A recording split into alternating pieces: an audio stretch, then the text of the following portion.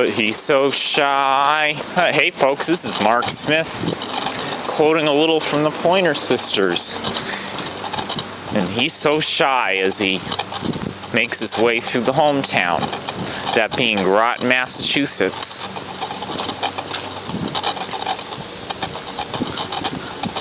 And this sign, the orange one, notates what I was one of. That notates what I was one of back when I used to live here. Although we're not taking a trip down memory lane. We're just visiting our heritage, where we're from. That's all. Hey, I'm not, what's the term I use? Hey, I'm no Michael Jackson or Peter Pan. I'm ready to grow up. I'm not a kid anymore. Of course I know that.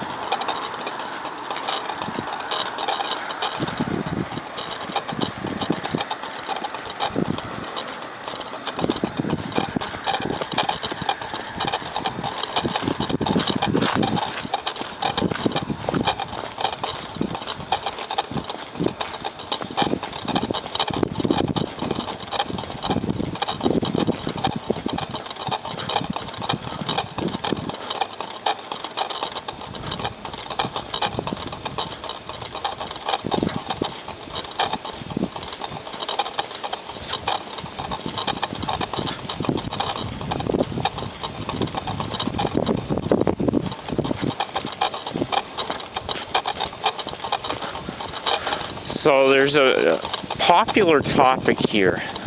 Which is more healthy which parenting method is more healthy for people with Asperger's?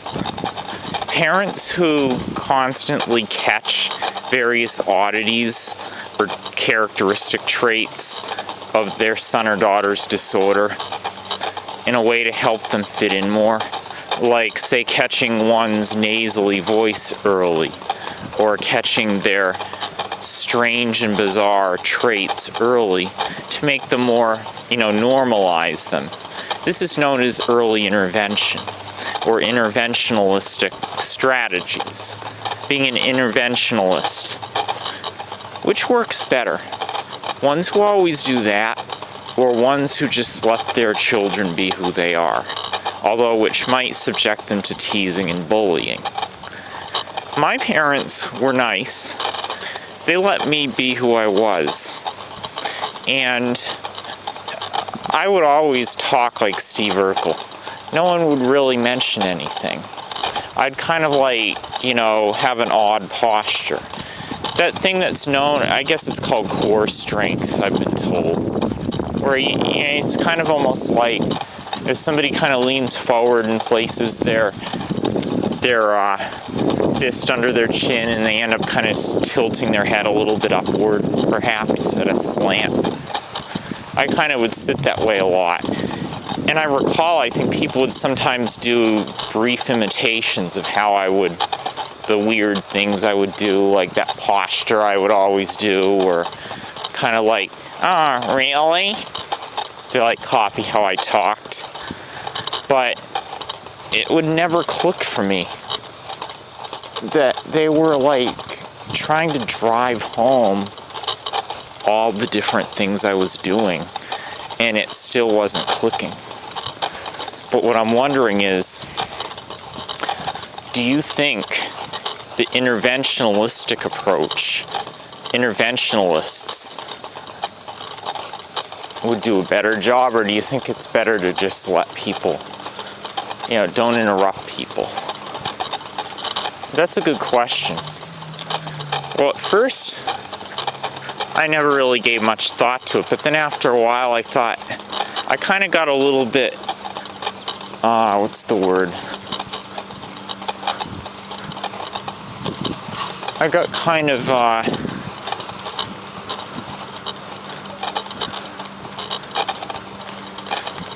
not wishful thinking. I guess I had regretful ideas that I regret that my parents were not more interventionalistic.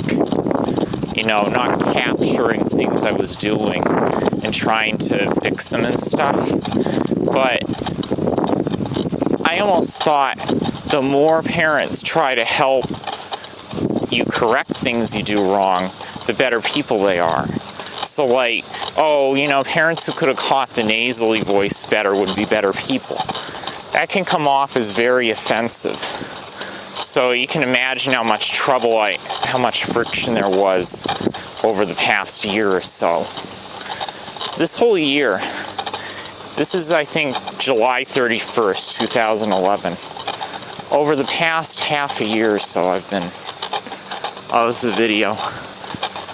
I've been making incredible improvements in my behavior, but the whole time I've been doing my old paranoid, exaggerating thing where everything, I always think in I always think in an all is over fashion. So like, people can come out of negative stuff in a positive way. Where tomorrow's another day. I always think like, if everything's not perfect, it's all over and it can't ever be fixed. So like, oh shoot, I was rude to those people. I guess I might as well never talk to them again because I screwed it up. See, I can't, if I mess up or anybody else messes up, that's it. It's done. It's over. And if you think like that,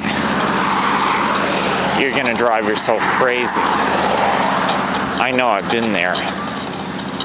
So see, with my parents, like, oh, they didn't do this perfect, they didn't do that perfect. Well, I guess it's all over. That's how I think, see. But some people turn incorrect moves into success. I never really learned how to do that, so you can tell I'm having extreme trouble trying to form my ideas into statements. This is sort of the same exact way I struggle in reading comprehension or trying to read aloud. It's like, I think these things, I'm brilliant, but then I try to actually verbalize, and it just doesn't sound as good.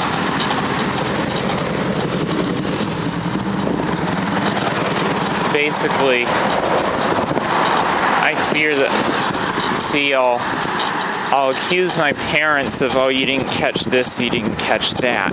But then it can turn out, it can almost be mistook as me confronting them because I think they did something wrong, and it's like, you wrecked my car, now fix it. But people are more relaxed, and they're in a more laid-back mindset. They tend to let things go more. And it's like, okay, if this goes wrong, it's not all over, all is not lost. I always think all is lost. That's how I think. And so, I never really learned how to make do with what I got. I just or like, oh, that person seems to have turned out better than me. I guess that's it. I shouldn't try anymore. It's all in vain. So what I'm trying to do is trying to fix this and kind of change my way of thinking so that I don't have to think that way all the time.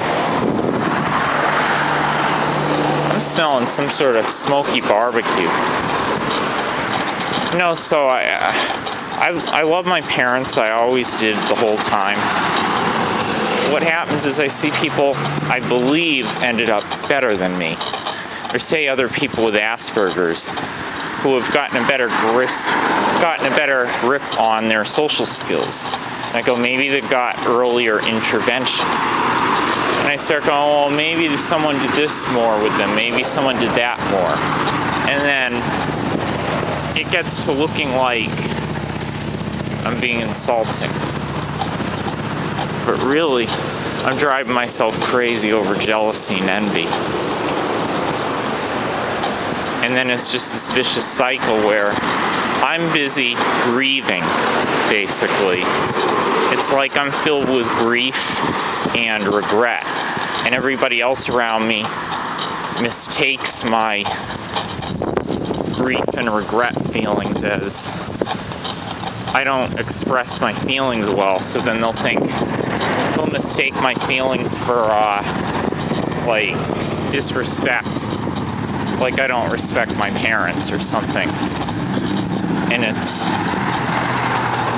no chance to relax for all parties, either me or the people around me. So that's the way it can be rough for everybody. I'm just saying, so I'm hoping to get beyond that eventually and just calm down,